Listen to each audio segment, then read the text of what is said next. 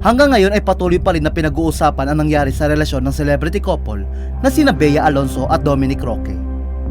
Ikakasal na sana kasi ngayong taon ang dalawa. Hindi maikakaila na looking forward si Bea sa kasal nila ni Dominic batay sa mga interview niya noong nakaraang taon.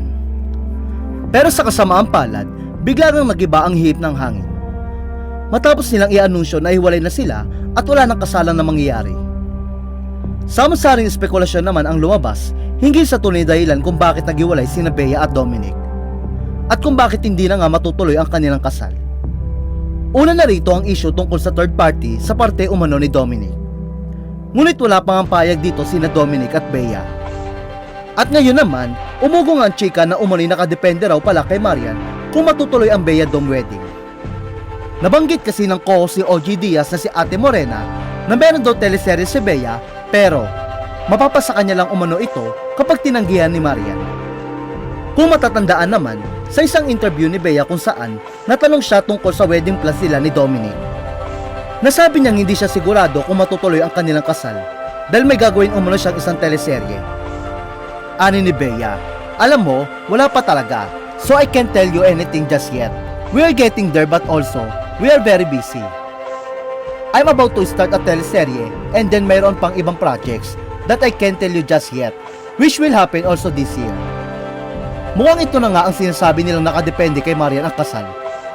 Ayon kasi sa chika ni Ate Morena, una raw munang inalok kay Marian ang teleserye. At kung tatanggihan nga ito ni Marian, tiyak na gagawin raw ito ni Bea. Dahilan upang hindi mo na matutuloy ang kasal nila ni Dominic ngayong taon dahil magiging abala siya.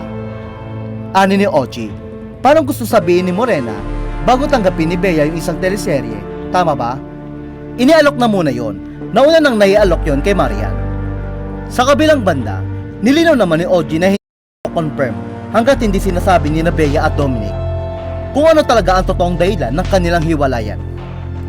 Samantala, isiniwalat din ni OG na umano'y gusto ni Bea na maging magarbo at engrade ang kanilang wedding.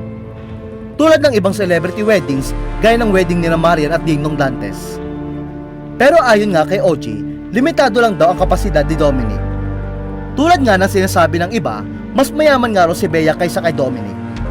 Ani ni OG, tapos sa balitaan ko pa, merong gustong ma-achieve si Bea kasi syempre, tulad ng ibang mga celebrities, lalo na ng mga sikat, katulad ni Marian Rivera at Dingdong Dantes na mga grandiosa yung mga wedding nila.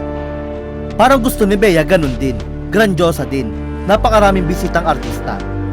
Pero syempre, yun nga, yung kapasidad ng lalaki to spend for the wedding, limited lang.